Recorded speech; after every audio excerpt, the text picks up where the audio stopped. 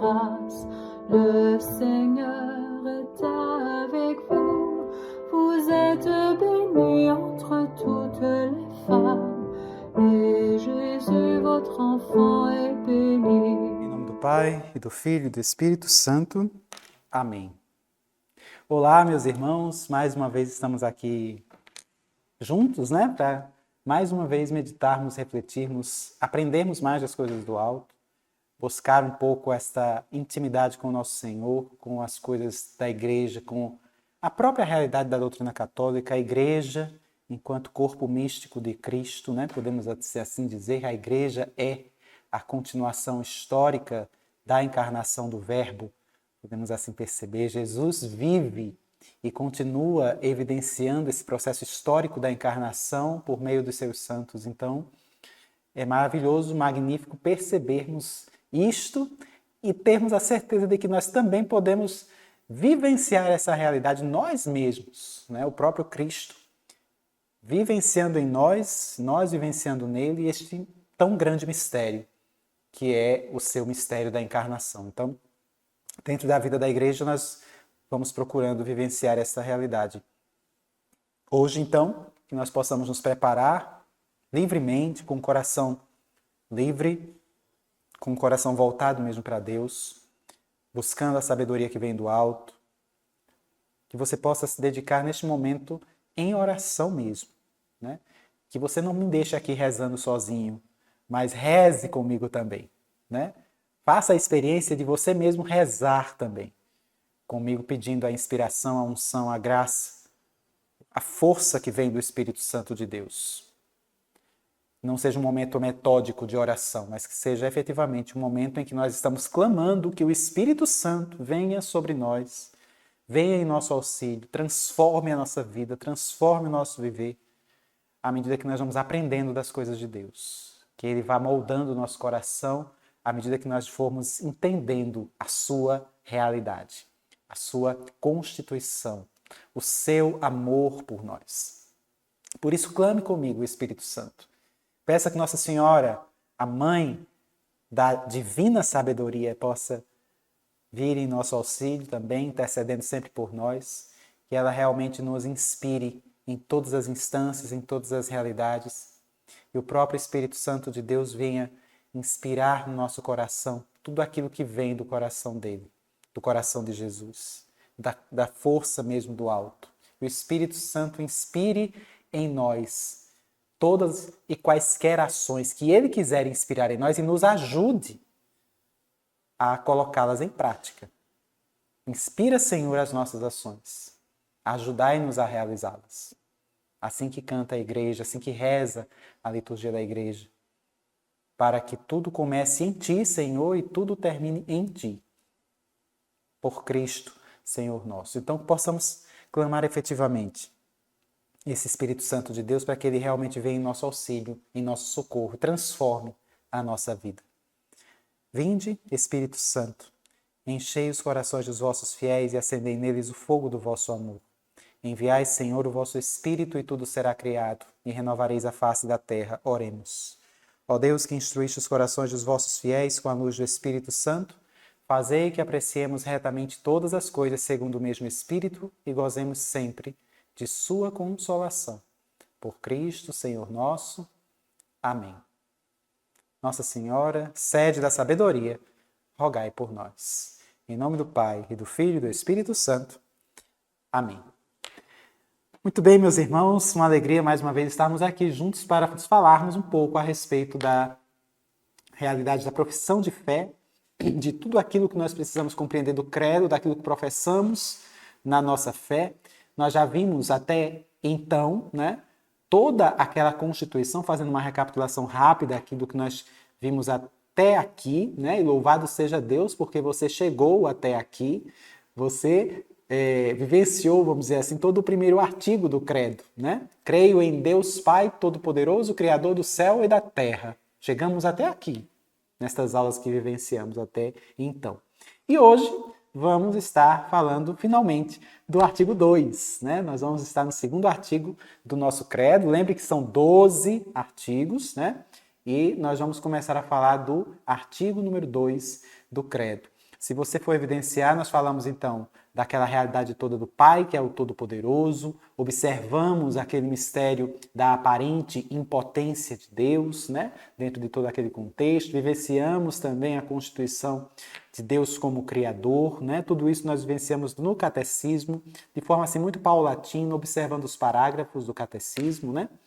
Criador do céu e da terra, das coisas visíveis, das realidades visíveis, das realidades invisíveis, né? Nós evidenciamos toda essa constituição, até a própria obra-prima de Deus, que é justamente o homem, né?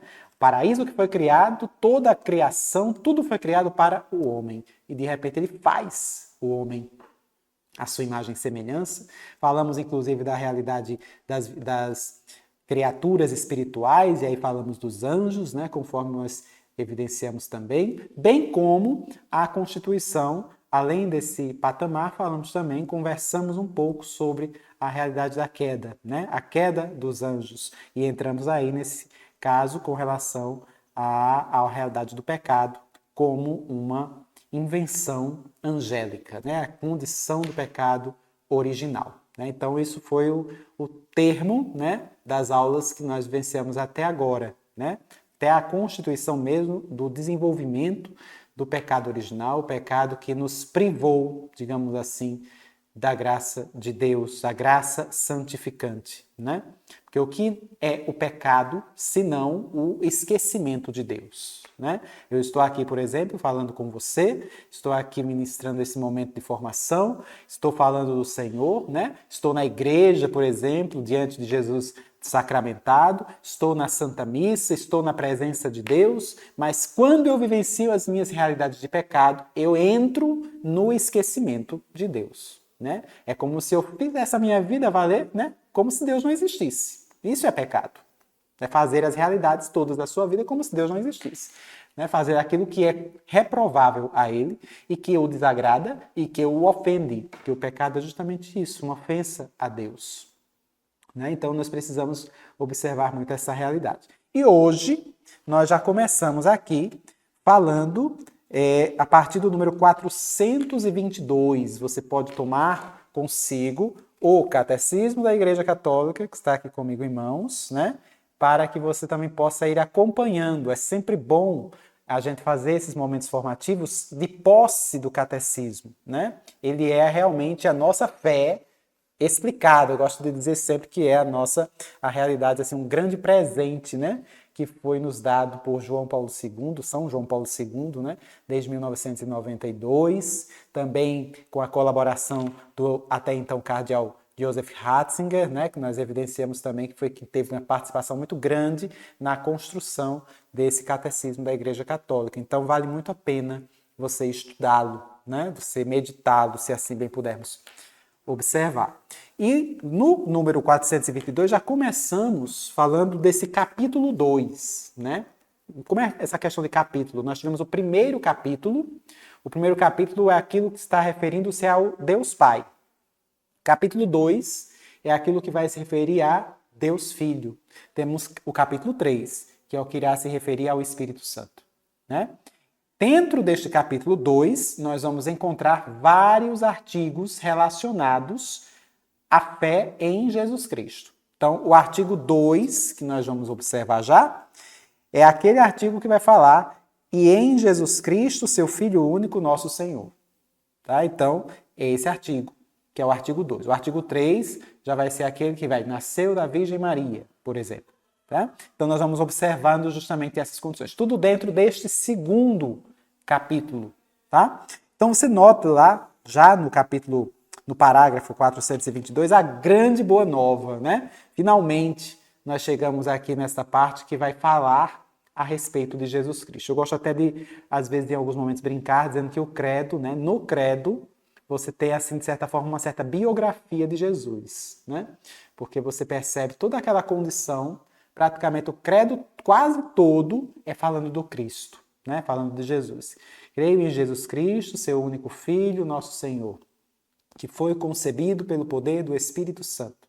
Nasceu da Virgem Maria, padeceu sob Pôncio Pilatos, foi crucificado, morto, sepultado, desceu à mansão dos mortos, ressuscitou ao terceiro dia, subiu aos céus e está sentado à direita de Deus Pai Todo-Poderoso, donde há de vir a julgar os vivos e os mortos. Então você vê que praticamente é traçando todo o itinerário da vida de Cristo, desde a sua encarnação até a consumação dos tempos, onde ele virá para julgar os vivos e os mortos. Entende? Então, você nota, realmente, eu gosto de dizer, é uma biografia de Nosso Senhor, de forma bastante resumida, né? Neste credo que nós evidenciamos, porque ainda temos o outro, que é um pouco mais longo, que você também pode observar que é bem mais autoexplicativo, até mesmo da doutrina de Cristo, né? Da realidade da sua natureza, da sua substância, né?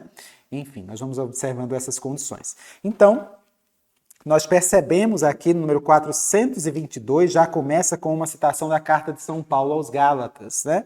Ele vai dizer assim: quando, porém, chegou a plenitude do tempo, enviou Deus seu Filho, nascido de uma mulher, nascido sob a lei, para remir os que estavam sob a lei, a fim de que recebêssemos a adoção filial. Este é o Evangelho de Jesus Cristo, Filho de Deus. Deus visitou o seu povo. É interessante notar, né, essa passagem de Gálatas aqui, 4, a única passagem, vamos dizer assim, que São Paulo fala fazendo menção à Virgem Maria, né, nascido de uma mulher. E é bem interessante quando você percebe essa condição, porque, veja bem, ele vai mostrar aqui, o catecismo está preocupado, aqui se você for observar o texto, de realmente mostrar que Jesus realmente aconteceu neste tempo, né? Jesus não é uma ideia, Jesus não é um jeito de pensar, Jesus não é uma coisa que está lá no passado, né? A doutrina cristã, ela não é uma doutrina baseada em uma filosofia, digamos assim, em uma ideia, em uma opinião, não necessariamente. A doutrina cristã é baseada em um acontecimento, né? Por isso que dizemos que nós chegamos no centro. Quando falamos aqui dessa parte do capítulo 2 e do artigo 2, chegamos no centro da nossa fé cristã. Tudo converge para ele, né? Não que as outras partes, os outros artigos do credo não sejam importantes, é claro que são. Mas é no Cristo que nós temos a nossa identidade de cristãos, né? Somos chamados cristãos por quê? Por causa de Cristo. Entende? Então é o centro de toda a catequese. O centro da catequese é Jesus Cristo. Então nós percebemos que o catecismo ele tem essa preocupação em mostrar que foi de fato um acontecimento, né? Jesus de fato aconteceu na história. Ele irrompe o tempo e a história e se faz carne e entra na história. Ele é uma pessoa que participa também desse contexto histórico, um acontecimento histórico. E um acontecimento histórico que não ficou no passado, ele continua, né? É aquela realidade, por exemplo, quando muitas vezes você encontra situações de pessoas até mesmo que não creem em Deus, ou até mesmo cristãos, como que dizer assim, se Jesus estivesse vivo hoje, o que ele não faria, se diante das circunstâncias atuais? Se Jesus estivesse vivo, será que ele iria apoiar isso? Iria apoiar aquilo? Mas a questão não é essa. Se Jesus estivesse vivo, não. Jesus está vivo. Entende? Ele morreu, mas ressuscitou. E uma vez ressuscitado, não morre mais. Ele está vivo. Né? Ele não é um acontecimento que entrou para a história e ficou no passado. Ele perpassa os séculos, né? Toda a realidade anterior a Cristo, se nós observarmos na cronologia, né, no tempo, toda a realidade anterior a Cristo, se evidenciarmos, tem em vista a sua chegada. Se nós verificarmos pelo Antigo Testamento mesmo, todo o Antigo Testamento é narrado ali, é escrito, todos os livros canônicos estão ali, tudo é tendo em vista todos os acontecimentos, tem como se fosse assim, uma espécie de preparação da chegada dele. Estamos chegando perto do ano 1, né? Ou para alguns estudiosos o ano 0. Isso é uma questão terminológica, mas é como se estivéssemos chegando. 14 anos antes de Cristo, 13 anos antes de Cristo, 12 anos antes de Cristo, 10 anos antes de Cristo, 9, 8, 7, está chegando. É aquela expectativa, porque ele vem. Entende? E daquilo que acontece depois de Cristo, acontece por causa dele. acontece tendo em vista as ações que decorrem dele. Então, tudo tem ele como o centro. Precisa observar isso. Tanto é que se você evidenciar aqui, você vê logo no número 422, Deus visitou o seu povo. Ele nos visitou. Ele não simplesmente mandou que se fizessem certos ritos ou sacrifícios, mas ele mesmo veio, ele mesmo nos visitou. Cumpriu as promessas feitas a Abraão e a sua descendência. Fê-lo para além de toda expectativa. Ele enviou o seu filho bem-amado. Enviou o seu filho amado. E aí nós vemos o número 423. Cremos e confessamos que Jesus de Nazaré, isso é muito importante você observar, olha o que o catecismo vai dizer. Cremos e confessamos que Jesus de Nazaré, nascido judeu, de uma filha de Israel, em Belém, no tempo do rei Herodes Magno e do imperador César Augusto, carpinteiro de profissão, morto e crucificado em Jerusalém sob o procurador Pôncio Pilatos, durante o reinado do imperador Tibério. É o Filho eterno de Deus feito homem, que ele veio de Deus, desceu do céu, veio na carne, pois o Verbo se fez carne e habitou entre nós e nós vimos a sua glória. Glória que ele tem junto ao Pai como Filho único, cheio de graça e verdade. Pois de sua plenitude nós recebemos graça por graça. Olha só como o autor aqui, como se houve essa preocupação de dizer que Jesus realmente aconteceu. Ele, de fato, ele veio por meio de uma filha de Israel, como diz aqui. Ele nasceu em Belém. No tempo do rei Herodes, ele vai citando até personagens aqui, né? Personagens históricos. Herodes Magno ou Herodes o Grande. No tempo do imperador César Augusto, né? Que na verdade era Augusto, que assume um pouco esse cognome de César, né? Porque César tinha um grande, houve grande repercussão, né? Um grande imperador, e aí outros imperadores eram chamados de Césares, né? Ou de Augustos. Então você vai evidenciando essa constituição. E ainda, carpinteiro de profissão, morto e crucificado em Jerusalém, sob o procurador Pôncio Pilatos, durante o reinado de Tibério, né? Então, quando ele morreu no reinado de Tibério, você percebe até personagens aqui históricos para mostrar e salientar. Ele, de fato, irrompeu na história. Né? E eu falo isso porque muitas vezes você vê até mesmo nos próprios livros de história colocando dúvida se a pessoa de Jesus, enquanto alguém histórico, de fato existiu, né? Para desnortear a realidade da crença, a realidade da fé. Mas aqui o catecismo faz questão de enfatizar, ele realmente veio. Ele veio habitar entre nós. Et verbum, carum factum est, né? O verbo se fez carne. Você vai percebendo esta condição. E você vai notando no número 424, quando ele diz: movidos pela graça do Espírito Santo e atraídos pelo Pai, cremos e confessamos acerca de Jesus, tu és o Cristo, o Filho do Deus vivo. Foi sobre a rocha desta fé confessada por São Pedro que Cristo construiu a sua igreja. Então você vai notando esta realidade. E que São João, por exemplo, né? Se nós evidenciarmos lá na primeira carta de São João, você pode tomar tanto o catecismo como a própria Sagrada Escritura, lá no primeiro capítulo, né? Capítulo 1, verso de 1 a 4, você vai perceber justamente que São João, ele vai falar um pouco sobre essa realidade, né? Da presença de Jesus. Não foi uma ideia, não é uma opinião, foi uma presença. Ele realmente veio. E aí você vê esse grande anúncio, né, da insondável riqueza de Cristo, como nós percebemos na carta aos Efésios. Você vê que a transmissão da fé cristã é, primeiramente, o anúncio de Jesus Cristo, para levar a fé nele. Né? É necessário e é importantíssimo, meu querido irmão, você que é catequista, né? Você que está fazendo esse curso, porque você quer multiplicar os ensinamentos da fé católica para os seus catequizandos, você que é catequista, seja para adultos, seja para crianças que estão em preparação para a primeira comunhão, por exemplo, né? Não tem como você aplicar uma catequese, você dar catequese, falar de Jesus sem ter tido uma experiência pessoal com ele.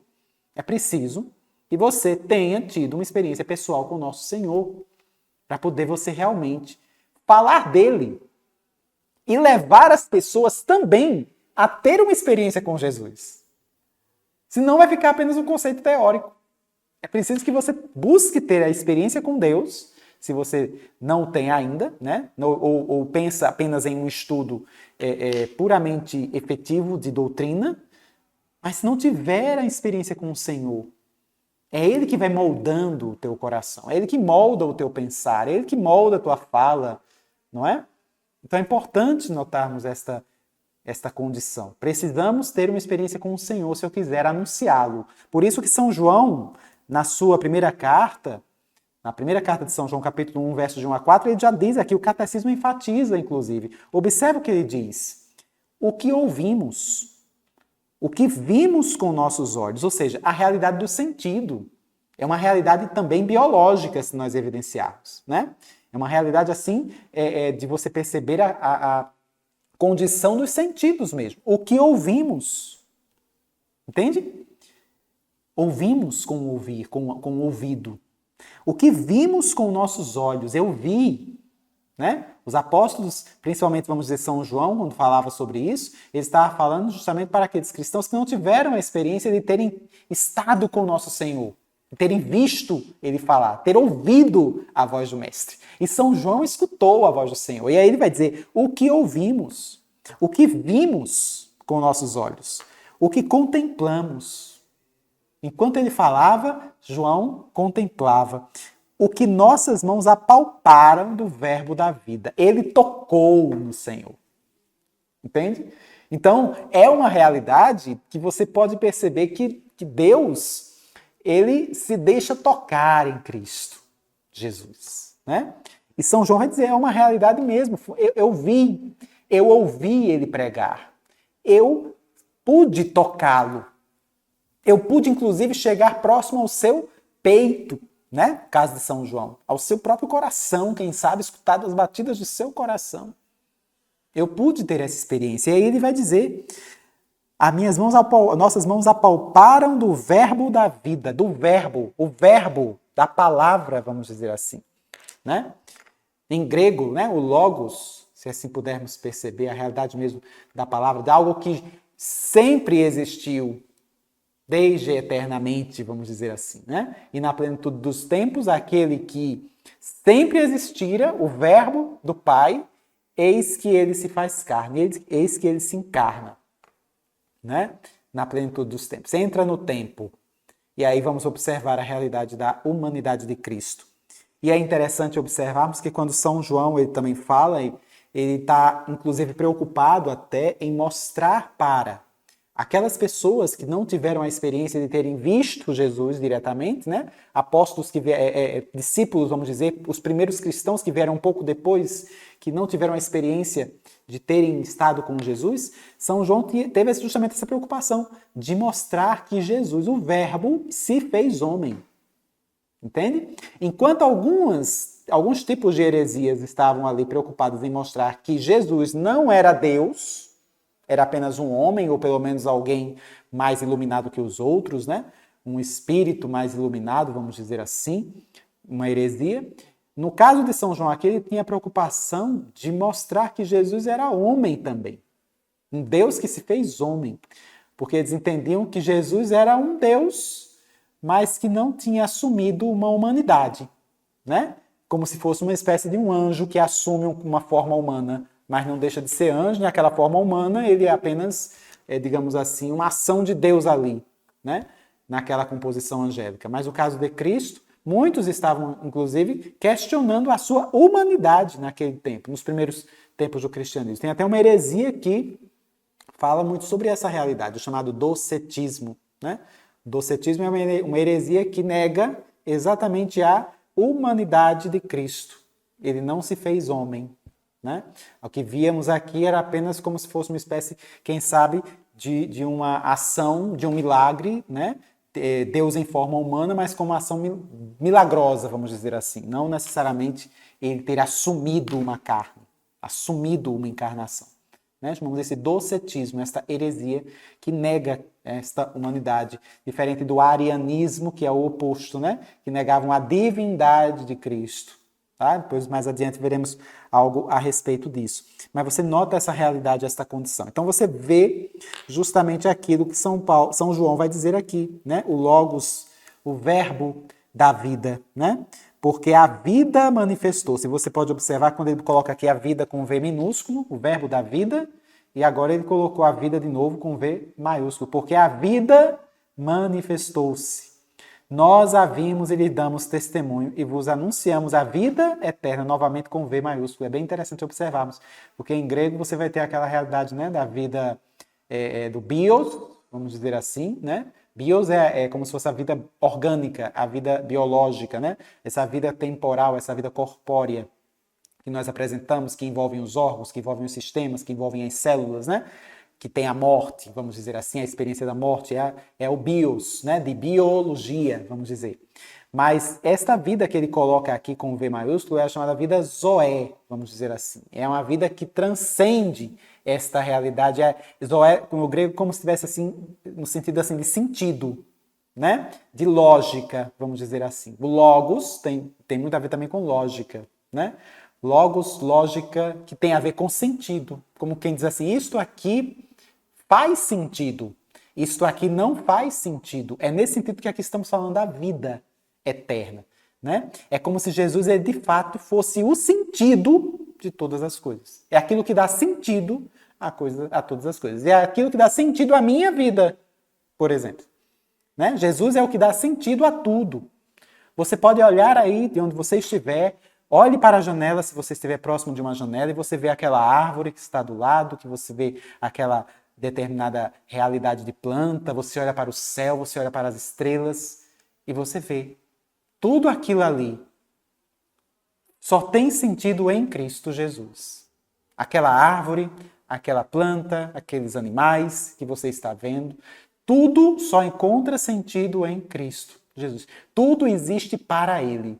Você olha para as estrelas no céu, tudo existe para Ele e só existe para Ele, para o Cristo, para o Senhor, para Jesus. Então é interessante observarmos esse contexto quando falamos aqui de vida eterna, né? Desse vida aqui, justamente no sentido zoé, digamos assim, no sentido de ter realmente, dar sentido à existência, né? Então nós evidenciamos justamente isso aqui. Você nota até, né, que ele também vai dizer, nossa comunhão é com o Pai e com seu Filho, Jesus Cristo. E isso vos escrevemos para que nossa alegria seja completa, né? E aí você vai observar, por exemplo, no número 426, Cristo é o centro da catequese, né? Como nós já havíamos falado. Ele diz, no centro da catequese encontramos essencialmente uma pessoa, a de Jesus de Nazaré, Filho único do Pai, que sofreu e morreu por nós, e agora ressuscitado vive conosco para sempre. E não morre nunca, né? E não morre jamais. Ele está vivo. Ele não viveu no passado, mas ele está presente no meio de nós, né? Catequizar é desvendar na pessoa de Cristo todo o desígnio eterno de Deus que nela se realiza. É procurar compreender o significado dos gestos e das palavras de Cristo e dos sinais realizados por ele. A finalidade definitiva da catequese é levar à comunhão com Jesus Cristo. Ou seja, só Ele pode conduzir ao amor do Pai no Espírito e fazer-nos participar da vida da Santíssima Trindade. Este é o centro da catequese. O centro da catequese não é promover obras, por exemplo, sociais, né? O centro da catequese não é realizar atitudes de caráter filantrópico, por exemplo.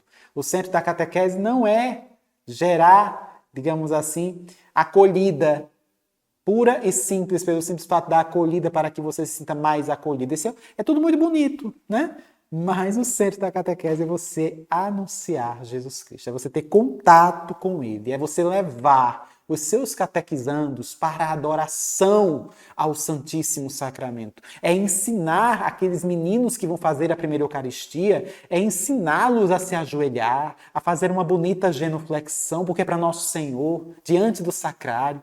É você ensiná-los a pedir ao Senhor as suas necessidades, a falar com Jesus sobre suas necessidades. Isso é catequizar. Não é somente você colocar lá e elaborar um cronograma de simplesmente jogar teorias e mais teorias, sem eles terem tido a experiência com o Senhor, porque é a experiência com o Mestre, que molda, que modela o coração. Senão ele vai tendo sempre uma tendência muito grande a nossas ideias, as nossas opiniões, são os meus pensamentos, são as minhas ideias, são as minhas opiniões. E você que é catequista, aprenda a renunciar, na hora da catequese, às suas próprias opiniões, às suas próprias ideias. Você não está ali para expor suas opiniões. Eu gosto até de brincar quando eu estou em momentos formativos com os meus irmãos, eu digo assim, minha opinião em matéria de igreja e nada é a mesma coisa. Minha opinião não serve para nada em matéria de igreja, em doutrina católica. É simplesmente você anular as suas ideias e as suas opiniões e ver o que a igreja ensina a este respeito.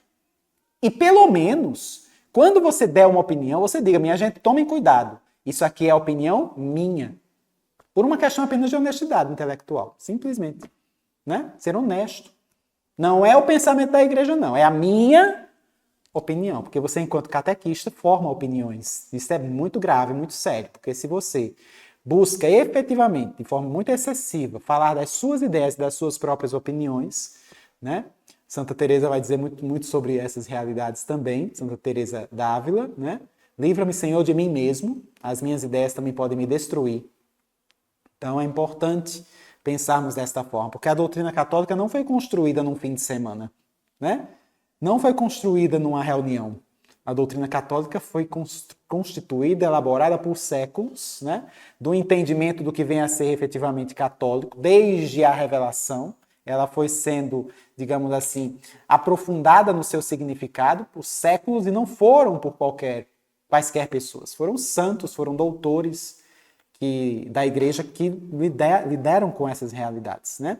Então, é muito sério quando nós estamos na formação e nós ficamos enchendo a formação com nossas próprias ideias, com nossas próprias opiniões. Tem dificuldade de entender isto? Só é você pegar o catecismo da Igreja Católica e procurar observar o que ele está dizendo. Aqui nós temos um material fiel e seguro com relação à catequese, com relação ao ensino, né? À instrução. Tá? Para que ela realmente possa ecoar nos corações. Catequeo, né? No grego, eco. Catequese precisa ecoar. Este Jesus que nós estamos anunciando precisa ecoar no coração daquele que está sendo catequizado. Né? Isso é tremendo e maravilhoso. Então, levar as crianças, levar os adultos, né? Aqueles que estão em fase de formação, para o sacrário, para estarem diante do Senhor, né? Em adoração, em oração, buscando efetivamente estar ali, porque é o Senhor quem convence. Não sou eu. Não é você que vai convencer, mas é a própria ação do Espírito Santo. Então nós já podemos perceber isso aqui no número 427 mesmo, ele diz: é na catequese que Cristo, o Verbo encarnado, Filho de Deus, que é ensinado, todo o resto está em relação com ele. Todo o resto está em relação com ele. E somente Cristo ensina. É ele que ensina. Porque ele é a verdade. Verdade com V maiúsculo. Todo outro que ensine, falo na medida em que é seu porta-voz, permitindo a Cristo ensinar por sua boca. E é linda essa passagem aqui, do número 427, que ele vai dizer assim: todo catequista, grave isto no seu coração, todo catequista deveria poder aplicar a si mesmo a misteriosa palavra de Jesus.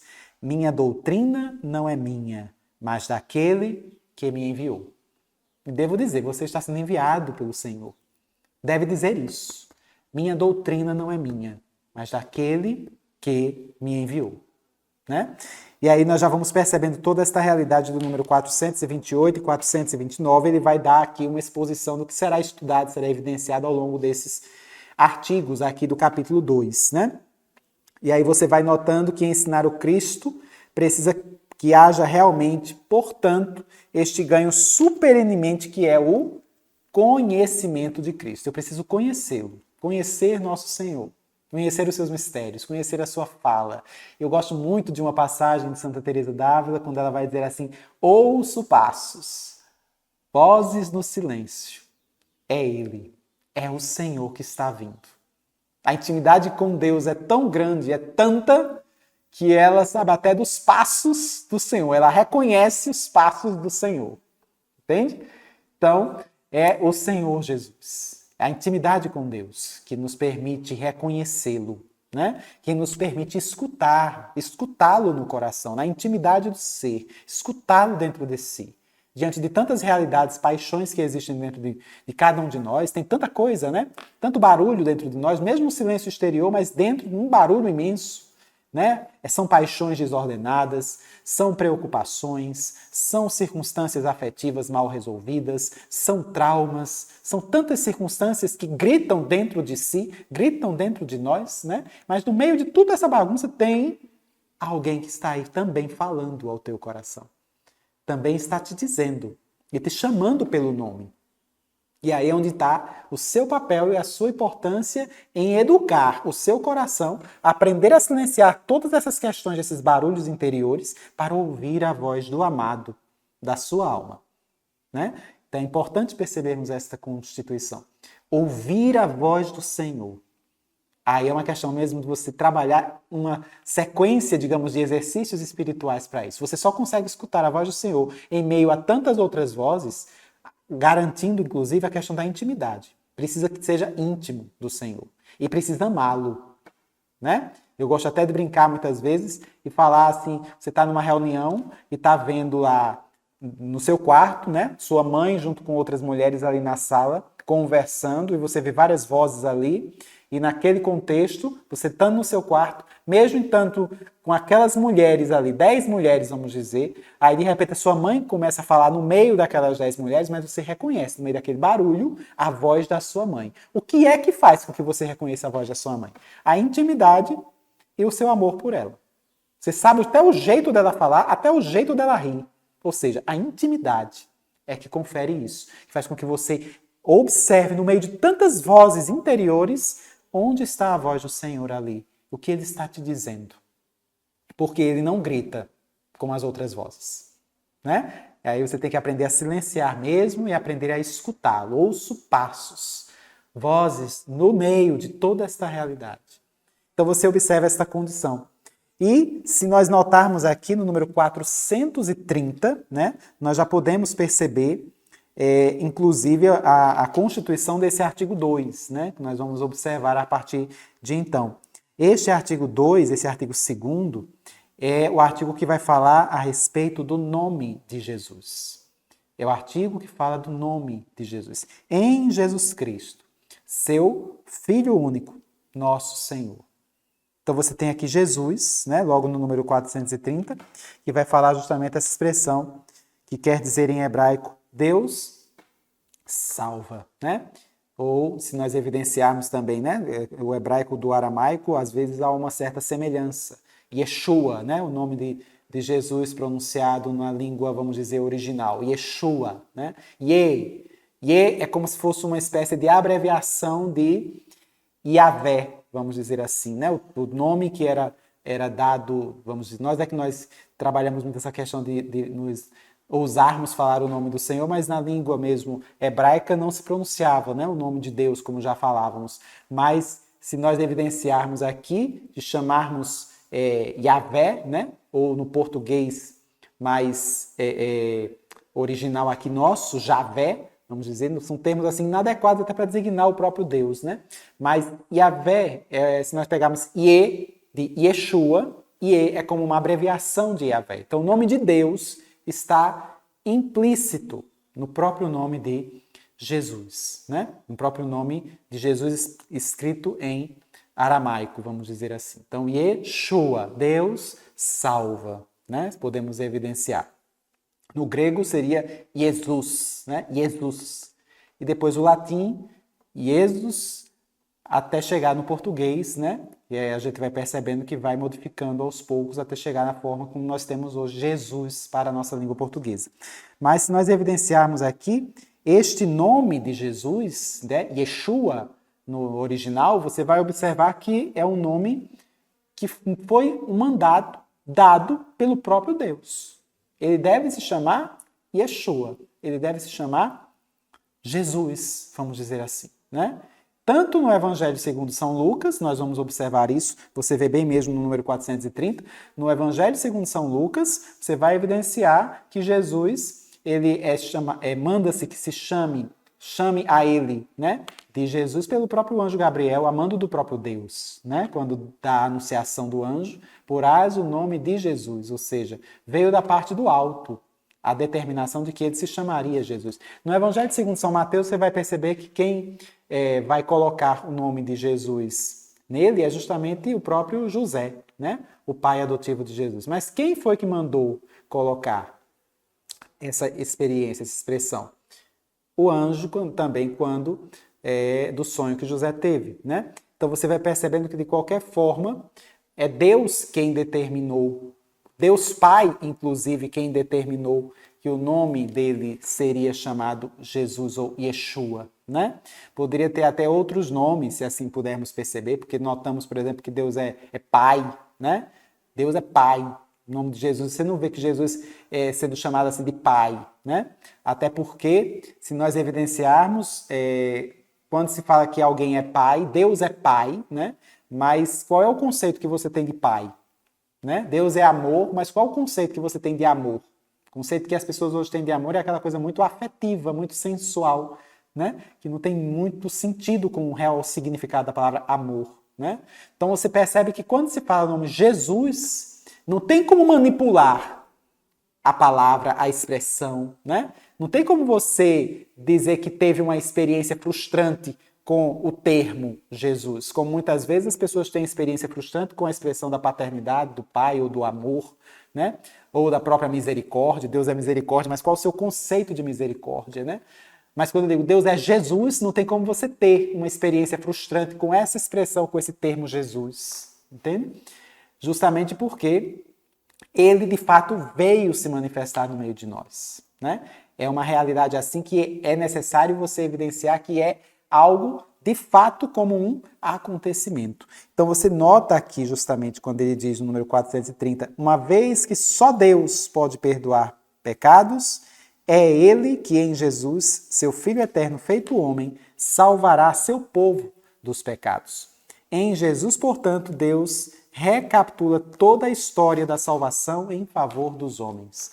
E é interessante notar no número 431, ele vai aqui fazendo uma recapitulação da memória, inclusive, né, de toda a constituição do Cristo, do Senhor, né, de Jesus. Ele vai fazendo toda uma recapitulação aqui, especialmente quando você vê aqui, por exemplo, ele vai dizer, olha, na história da salvação, Deus não se contentou em libertar Israel da casa da escravidão, fazendo sair do Egito. Salva-o também de seu pecado. Por ser o pecado sempre uma ofensa feita a Deus, só ele pode perdoá-lo.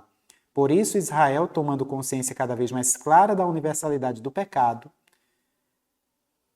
não poderá mais procurar a salvação a não ser na invocação do nome do Deus Redentor, do nome de Jesus. Né? O pecado entra no mundo e somente o homem é que tem que pagar pelos pecados, né? Que nós vamos evidenciar. Mas, às vezes, a ofensa é tão grande, como aconteceu com o pecado original, a ofensa a Deus, por ocasião do pecado original, foi tão grande que só alguém como Deus poderia sanar, poderia sarar esta ofensa, poderia reparar esta ofensa. É interessante observarmos isso.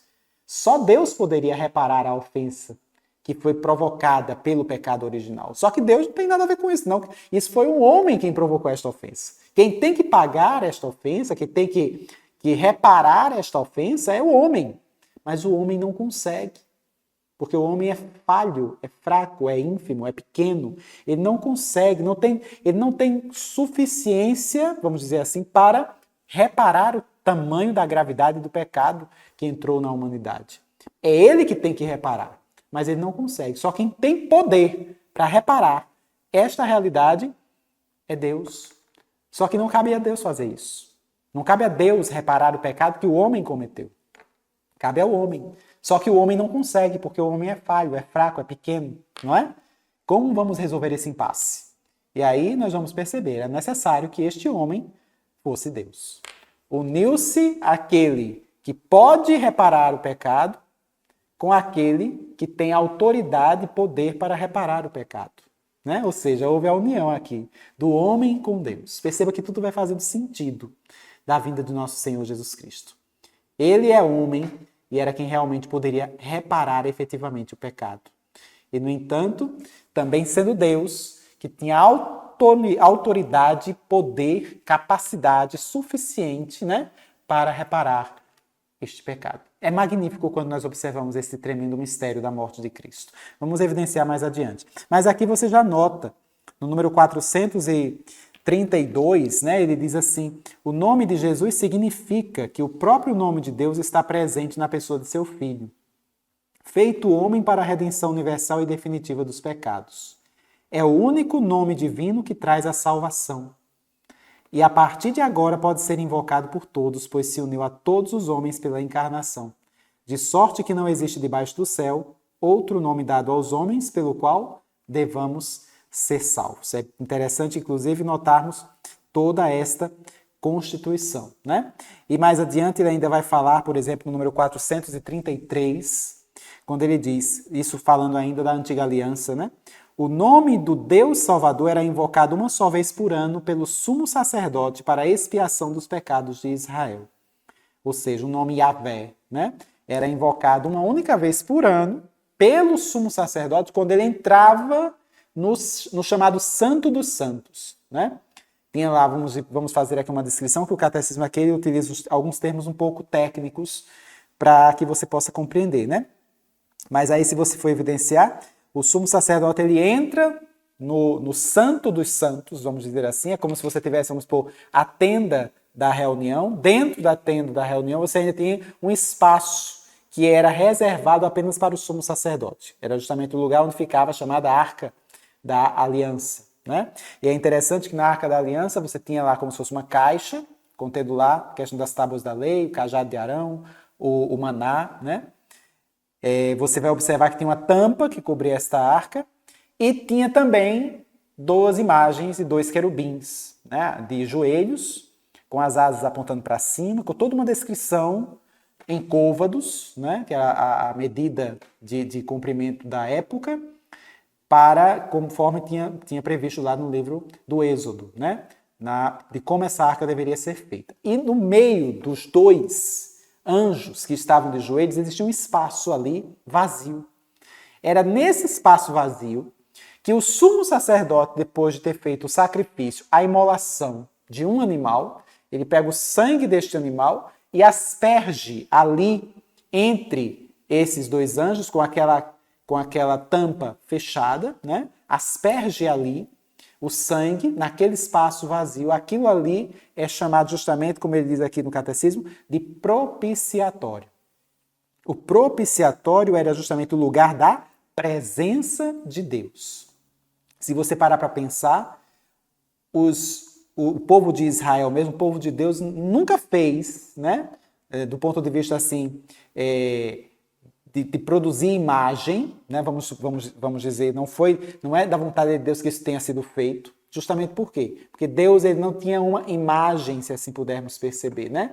Então se fazia, por exemplo, a arca, a imagem dos querubins ali que estavam como que protegendo o que estava na arca, também a adoração dentro dessa realidade, e o espaço entre eles ali, aquele espaço vazio, chamava de uma presença de Deus, porque eles realmente não tinham essa condição de fabricar uma imagem. Né? Depois de um certo tempo é que você vai ver que há uma certa corrupção, ele se corrompe aí depois desses momentos aí do tempo ainda de Moisés, vamos dizer assim, né? No tempo dos reis, há algum quadro de corrupção, né? de construir imagens de adoração, inclusive de outros deuses, mas não deste Deus, o Deus de Abraão, de Isaac e de Jacó. E aí você vê como ele fala aqui essa questão da propiciação. A ressurreição de Jesus, como diz o número 434, glorifica o nome de Deus Salvador, pois a partir de agora é o nome de Jesus que manifesta em plenitude o poder supremo do nome acima de todo nome. Os espíritos maus temem seu nome, e é em nome dele que os discípulos de Jesus operam milagres, pois tudo o que pedem ao Pai em seu nome, o Pai lhes concede. O nome de Jesus passou a ser algo assim, não algo mágico, né? Não é algo que seja assim provocado por magia, Mas o nome, como diz a própria catecismo, está acima de todo nome, sobre até quem os demônios tremem, né? O nome de Jesus. Os demônios tremem sobre o nome de Jesus, vamos dizer assim, né? O nome de Jesus, você percebe que está no cerne até mesmo da oração cristã, como você vê no número 435. Todas as orações litúrgicas são concluídas pela fórmula por nosso Senhor Jesus Cristo. A própria Ave Maria, que o catecismo mesmo coloca aqui, culmina no "E bendito é o fruto do vosso ventre, Jesus". Você vê que Jesus está bem no centro da Ave Maria, né? A oração oriental do coração, denominada oração a Jesus, diz: Jesus Cristo, Filho de Deus, Senhor, tende piedade de mim, pecador. Numerosos cristãos, como Santa Joana d'Arc, morrem tendo nos lábios apenas o nome de Jesus, né? E é bastante salutar se você, por exemplo, adota na sua vida cotidiana o nome de Jesus. É apenas só falar Jesus, simplesmente o nome Jesus, simplesmente Jesus, como os católicos do rito oriental, né, da Igreja Católica em comunhão com Roma, no Oriente, né, usavam muito esse termo, né, puxavam o ar, falavam o nome de Jesus, depois soprava e falava Pai, né? É uma realidade assim de você estar unindo mesmo toda a sua oração centrada no nome de Jesus, que também é uma oração, né? Você simplesmente fazer parte da sua vida, sempre citar o nome de Jesus ao longo do seu dia. Isso é muito e bastante salutar. Se a gente perceber ainda o número 436, nós podemos notar aqui, 436 e 437, né? Nós podemos notar aqui a menção que também é dada ao Cristo, né? É interessante perceber, por exemplo, que Jesus ele é o nome do Senhor.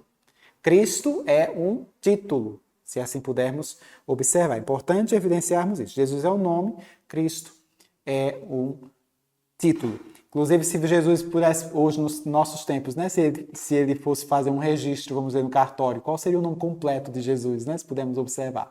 Lá a partir de toda essa constituição da língua originária, né, seria como se fosse Yeshua ben Yosef, né, Jesus, filho de José, podemos assim dizer. Então, se nota justamente essa condição, porque naquele tempo era dessa forma como eles designavam, né, fulano, filho de cicrano, vamos dizer assim.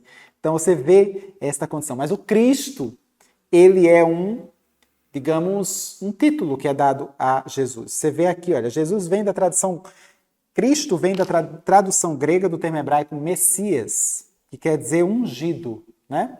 Só se torna o nome próprio de Jesus porque este leva à perfeição a missão divina que significa. Ou seja, a realidade dele ter sido de fato ungido pelo Pai, né? No Espírito Santo.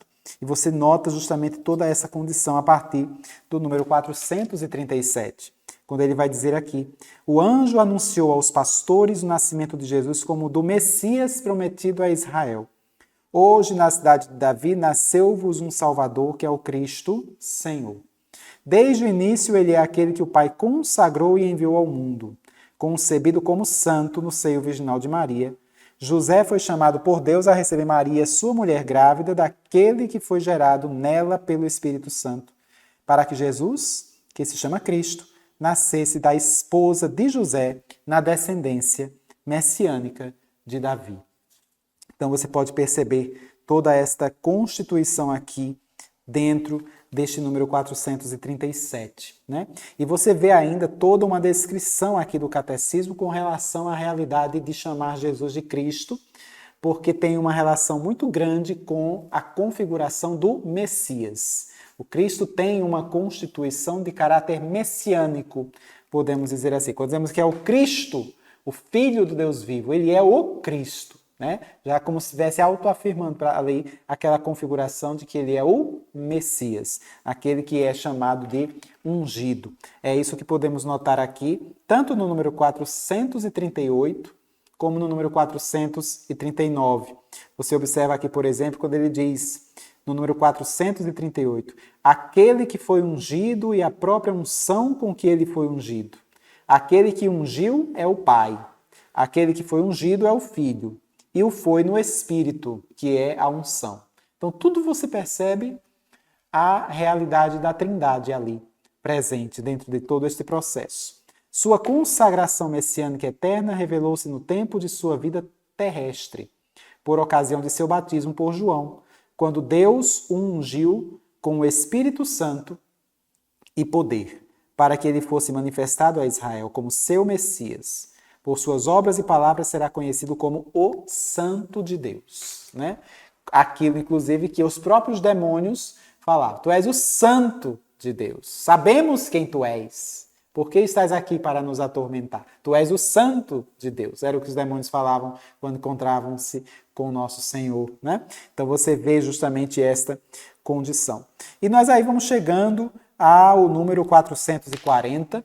Você vai percebendo, inclusive, dentro desta visão, ele vai falar da profissão da fé de Pedro, né, que o reconhece justamente como Messias, anunciando, inclusive, a paixão iminente do Filho do Homem.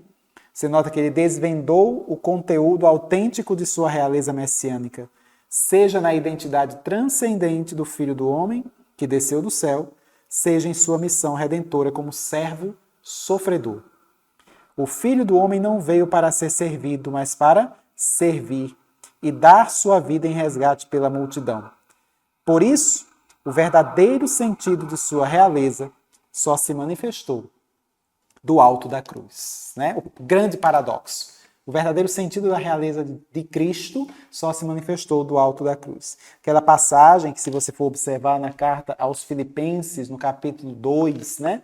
Se nós observarmos a carta de São Paulo aos Filipenses, no seu capítulo 2, ele vai falar justamente aí, desta forma, né? Da obediência de Cristo, vamos dizer assim. Quando você percebe, por exemplo, a partir do versículo 8, ele diz: sendo exteriormente reconhecido como homem, humilhou-se ainda mais, tornando-se obediente até a morte e morte de cruz. Por isso Deus o exaltou soberanamente e lhe outorga o nome que está acima de todos os nomes, para que ao nome de Jesus se dobre todo o joelho no céu, na terra e nos abismos, e toda língua confesse que Jesus Cristo é o Senhor. Né? Então Jesus, ele não se fez apenas homem, ele se fez homem obediente. E não se fez homem obediente apenas, ele se fez homem obediente até a morte. E não se fez homem obediente até a morte apenas, ele se fez homem obediente até a morte de cruz. As piores mortes que existem, a pior forma de morrer, na cruz, depois de ter passado pelo que ele passou. Né? E ainda por cima, você percebe que ele desce ainda mais, né? Se esvazia de si mesmo, como diz, humilhou-se ainda mais, sendo obediente até a morte, morte de cruz, esvaziando-se de si mesmo, chegando até mesmo à realidade, como nós vamos ver mais adiante, né? De que ele desce à mansão dos mortos. Então ele chegou ao fundo do poço. Perceba esta realidade. É um esvaziamento verdadeiro. Né? Toda essa condição. Vale a pena você meditar esta carta aos Filipenses no capítulo 2, especialmente a partir do versículo 8 e 9, porque ela é de uma riqueza espiritual muito grande. Até rezar com esta palavra, né? Como se costuma muitas vezes rezar dentro da liturgia das horas. E aí você vê o número 441, quando nós temos aí mais um termo que é utilizado, né, dentro desse artigo, em Jesus Cristo, seu único Filho. Né? Então você observa já essas realidades, esses títulos que são dados a Jesus. Jesus é o nome, Cristo já é um título. Né? O seu único Filho, ou Filho único de Deus, também é uma realidade. E é o nosso Senhor. Então você tem aí 3 qualificações de Jesus. Uma, o Cristo. Outra, Filho único de Deus. E outra, Senhor. Né? Então você vê justamente essas atribuições que são dadas a Jesus. Você nota no número 441 quando ele diz Filho de Deus. No Antigo Testamento é um título dado aos anjos. Se você notar no Antigo Testamento, sempre quando se fala de um anjo, ele remete muito a essa expressão, Filho de Deus. Você pode notar até mesmo no livro do Deuteronômio. Também, muitas vezes, é atribuído ao povo da eleição, é atribuído aos filhos de Israel, a seus reis. Significa, então, uma filiação adotiva. Isso é muito importante observar. Somos filhos de Deus, mas filhos de Deus por adoção. né? E nós fomos adotados em Cristo Jesus. Por isso somos filhos de Deus, em Cristo Jesus. Tanto é que quando acontece o sacramento do batismo, quando se é batizado, você, antes do batismo, você era pura criatura, apenas uma criatura. Depois de batizado, depois do batismo, do santo batismo, do sacramento, né? Você passa de criatura para filho de Deus. Filho de Deus, inclusive por adoção, em Cristo Jesus. Somos adotados em Cristo Jesus, que de fato é o Filho de Deus por natureza, né? Aquilo que nós professamos também no credo niceno constantinopolitano. Jesus Cristo é Filho de Deus por natureza, tem a mesma natureza do Pai. Vamos assim perceber, né? Mesma natureza, mesma substância, né? Por isso dizemos que ele é consubstancial ao Pai. Ele tem a mesma substância do Pai. Aquilo que o próprio Cristo vai dizer no Evangelho. O Pai e eu somos um, né? Eu estou no Pai, o Pai está em mim. Somos um. Temos a mesma substância, a mesma essência do Pai. Entende? Então você vai percebendo esta realidade. É por natureza Filho de Deus. Por isso dizemos, ele é o único Filho de Deus.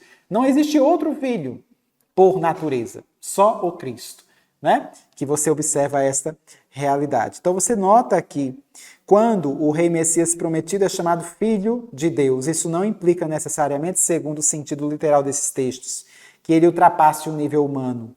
Os que designaram Jesus como Messias de Israel talvez não tenham tido a intenção de dizer mais do que isso. Exatamente. Aqueles que diziam que Jesus era o Messias não tinham nem sequer ideia, muitas vezes, de que ele, de fato, não era somente o Messias, mas ele era o próprio Deus encarnado, né? Então você nota esta condição. E você vai percebendo aí, por exemplo, quando você chega no número 442, ele vai dizer, não acontece o mesmo com Pedro, quando confessa Jesus como o Cristo, Filho do Deus vivo. E é interessante porque, para que se pudesse chegar à conclusão de que Jesus era, de fato, o Filho de Deus, né?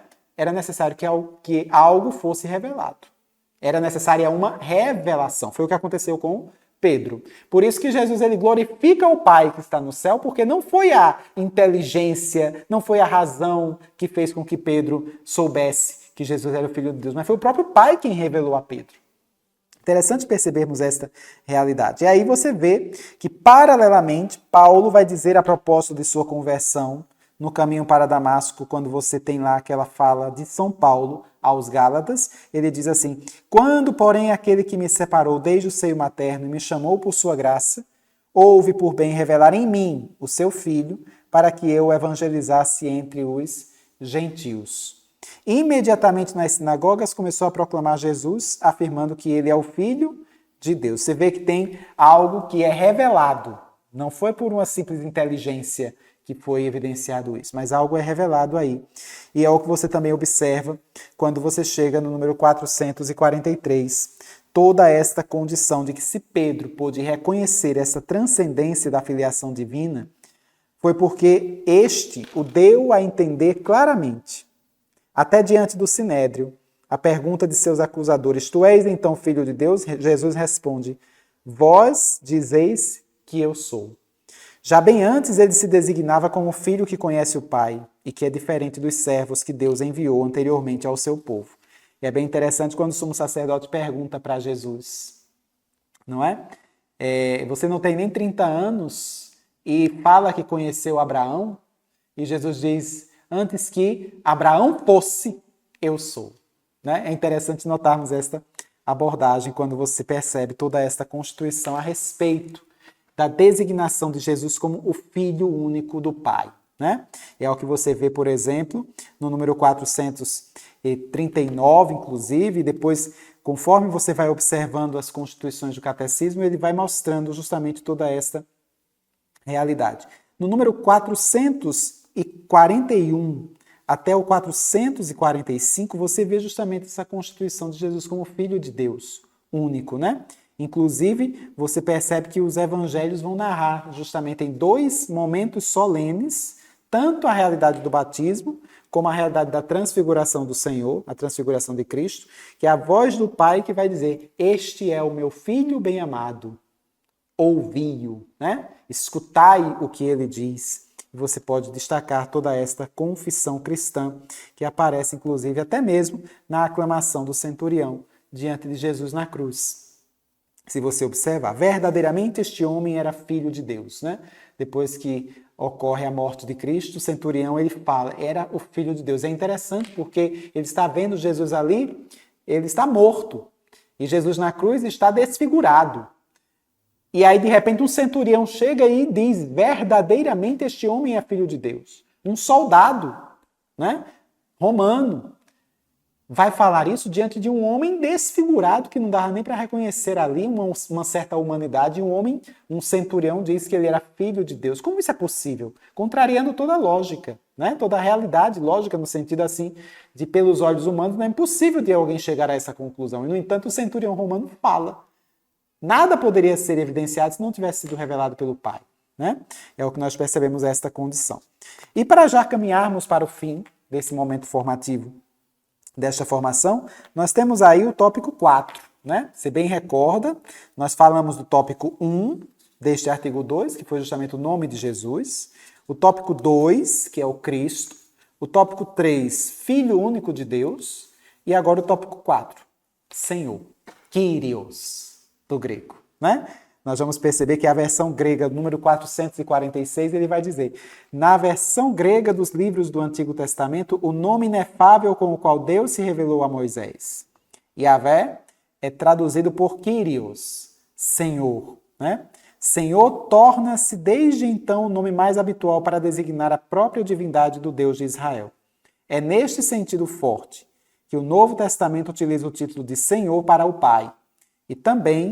E aí está a novidade, para Jesus, reconhecido assim como o próprio Deus. Né? A novidade da Nova Aliança é chamar Jesus agora de nosso Senhor, né? Nosso Kyrios, se assim pudermos observar, e percebemos que isso é muito, muito evidente, por exemplo, na Santa Missa, né? Por Cristo nosso Senhor, por Cristo Senhor nosso, por nosso Senhor Jesus Cristo, na unidade do Espírito Santo. No ato penitencial, né? Senhor, tende piedade de nós, Kyrie eleison, né?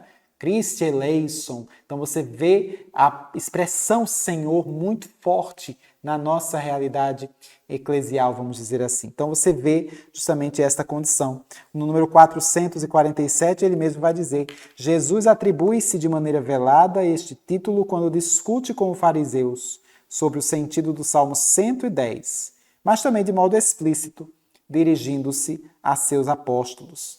Ao longo de toda a sua vida pública, seus gestos de domínio sobre a natureza, sobre as doenças, sobre os demônios, sobre a morte e o pecado demonstravam a sua soberania divina. Né? Quando ele mandava que as águas calassem, por exemplo, né? Acalmassem-se, quando ele expulsava demônios, quando ele curava os enfermos, o seu senhorio era muito patente, vamos dizer assim. Né? Era muito evidente o seu senhorio, não apenas sobre uma realidade de respeito, né? Mas o senhorio sobre toda a criação. Jesus ele antecipa em nós aquilo que Adão perdeu por ocasião do pecado original. Porque Adão também era senhor da criação. Com o pecado original, a criação entra em desordem também. E nós perdemos, digamos, essa autoridade, né? E aí Jesus ele, recapitula essa autoridade sobre toda a constituição criada a partir dos seus milagres, a partir dos seus prodígios, a partir do controle que ele tinha também sobre a natureza, quando desejava que os mares se acalmassem, por exemplo, né? Você percebe toda esta condição. E muito frequentemente, no número 448, você observa, muito frequentemente nos evangelhos, determinadas pessoas se dirigem a Jesus chamando-o de Senhor. Este título exprime o respeito e a confiança dos que se achegam a Jesus e esperam dele ajuda e cura. Sob a moção do Espírito Santo, ele exprime o reconhecimento do mistério divino de Jesus. No encontro com Jesus ressuscitado, ele se transforma em expressão de adoração. Meu Senhor e meu Deus, a experiência de Tomé. Né? Assume então uma conotação de amor e afeição que tornar-se-á peculiar à tradição cristã, quando você vê lá em João 21:7. É o Senhor. Né? Você vai percebendo esta realidade. E isso tudo vai sendo evidenciado ao longo da história da salvação. Se você notar no número 450, ele vai dizer assim, desde o princípio da história cristã, A afirmação do senhorio de Jesus sobre o mundo e sobre a história significa também o reconhecimento de que o homem não deve submeter sua liberdade pessoal de maneira absoluta a nenhum poder terrestre, mas somente a Deus Pai e ao Senhor Jesus Cristo. César não é o Senhor. A Igreja crê que a chave, o centro e o fim de toda a história humana se encontram em seu Senhor e Mestre. É por isso a experiência que nós temos no livro do Apocalipse, né? Quando vamos nos unir efetivamente ao Senhor, naquele matrimônio espiritual, naquele casamento espiritual, por ocasião da segunda vinda de Cristo, né? E a oração cristã, ela vai ser marcada por todo esse título também de Senhor, quer se trate de um convite à oração, como diz, o Senhor esteja convosco, o catecismo mesmo vai lembrar, ou a conclusão da oração por Jesus Cristo, nosso Senhor, ou ainda do grito cheio de confiança e de esperança, Maranatá, né? O Senhor vem, vem, Senhor Jesus, Maranatá, como nós também podemos evidenciar no finalzinho do livro do Apocalipse, amém, vem, Senhor Jesus. São essas experiências que nós podemos observar tendo Jesus como Senhor. Mas como falávamos no início, é necessário que nós busquemos nos aprimorar no conhecimento de Cristo, procurar nos achegarmos a Ele, procurar observar como Jesus pensa, como Jesus fala, como Jesus olha. Ele olha com amor. Procurar encontrar esse amor em nosso Senhor. Procurar encontrar esse amor nos olhos de Jesus. Procurar perceber o seu coração, achegar-se às batidas do seu coração. É necessário, meus queridos irmãos, aprofundarmos numa intimidade maior com o Senhor, para que nós possamos, de fato, ter frutos por meio desse momento formativo, por meio das formações que nós vivenciamos. Seja qual for a formação que você vivencie, é Cristo quem vai fazer com que você realmente tenha os seus olhos iluminados, abertos, para acolher as coisas do alto, para desejar, não somente acolher, não somente utilizar-se a inteligência iluminada pela graça, para que você possa estar assim extasiado e estar assim, digamos, alegre por ter descoberto um tesouro, mas fazer uma opção efetiva por esse tesouro. Pedir a fortaleza, o dom da fortaleza, a virtude mesmo da fortaleza e da coragem para aderir a este plano de Deus, de salvação, de amor, de projeto. E até mesmo, eu uso dizer, mais do que salvação, de santidade, né? Porque o Senhor nos chama não para sermos simplesmente salvos, o Senhor nos chama para sermos santos, né? E não apenas pequenos santos, não santos medíocres. O Senhor nos chama para sermos grandes santos, né? O Senhor nos chama para sermos santos que realmente possam modificar o mundo trágico que nós vivemos. O Senhor nos chama para essa finalidade, para a santidade. A Constituição Dogmática Lumen Gentium, no seu capítulo 3, se não me falha a memória, vai dizer justamente isso. Nós temos uma vocação universal à santidade. A santidade não está para apenas aqueles santos que estão no altar, representados ali nas suas imagens, né? Não é para Santa Teresinha apenas, nem Santa Teresa d'Ávila, nem São Maximiliano Maria Kolbe, nem São Luís Maria Grignon de Montfort, nem Santo Afonso Maria de Ligório, nem Santo Irineu. Não são só para eles, nem São Francisco, nem Santo Antônio de Pádua. A santidade é para todos. Todos temos acesso, podemos ter acesso à santidade. E esta santidade só se consegue, só se adquire, só se trilha este caminho espiritual de felicidade, porque a felicidade não está no teu casamento, a felicidade não está na tua produção científica, a felicidade não está nos teus estudos simplesmente, a felicidade não está nos teus filhos, devo dizer, embora você diga que a tua felicidade está na tua família, mas isto é apenas uma antessala daquilo que realmente nos aguarda, da verdadeira felicidade. A felicidade está em ser santos, em sermos santos, em adquirir uma santidade. Né? Às vezes até dói, choca teus ouvidos falar dessa forma, porque o teu coração, o nosso coração, muitas vezes resiste a esta realidade. Mas é para isso que nós somos criados, para a verdadeira felicidade em Cristo Jesus, para estarmos unidos a Ele, para estarmos inteiramente ligados ao Senhor. Então é necessário que realmente tenhamos esse encontro com Deus. Busquemos este encontro com o Senhor. Possamos ir contra nós mesmos, contra os nossos desejos, nossas vontades, nossas paixões, para assumirmos efetivamente este propósito. Eu quero, Senhor, a santidade. Eu sou um pecador, Jesus, mas eu não quero morrer desse jeito. Eu não quero morrer assim, Senhor. Eu quero assumir uma vida de santidade, uma vida que faça valer a pena. Que eu empregue a minha vida numa causa que vale a pena. Que causa mais excelsa que a vida empregada num projeto de santidade, que não vai acabar com a minha morte, né? Todo o resto acaba com a minha morte, mas a minha experiência com Deus, a minha fé e a minha experiência com a santidade, né, de buscar a santidade, não acabará com a morte, perpassará para a vida eterna. Como diria São Padre Pio de Pietrelcina, eu estou indo ali fazer uns estragos, né? Ou seja, mostrando que iria perpetuar o seu desejo de assumir a santidade e lutar contra todas as forças do mal em nosso favor, junto de Cristo. Santa Teresinha, não morro, entro na vida. É fantástico, é maravilhosa essa experiência. Mas possamos entregar à Virgem Maria, Nossa Senhora, tudo aquilo que trazemos no nosso coração, toda a nossa formação de hoje, para que ela possa penetrar no teu coração e fazer realmente morada, e que o Espírito Santo possa verdadeiramente já ir trabalhando, para que as formações que vivenciamos, os módulos que vivenciamos não fiquem apenas num vídeo ou num áudio, mas possa transformar o teu coração, possa inquietar a tua alma, como diz o salmista, a minha alma tem sede de Deus. Por isso rezemos. Ave Maria, cheia de graça, o Senhor é convosco. Bendita sois vós entre as mulheres e bendito é o fruto do vosso ventre, Jesus. Santa Maria, Mãe de Deus, rogai por nós, pecadores, agora e na hora de nossa morte. Amém. Nossa Senhora, sede da sabedoria, rogai por nós. Em nome do Pai, do Filho e do Espírito Santo. Sainte Marie, Mère de Dieu, priez pour nous, pauvres pécheurs,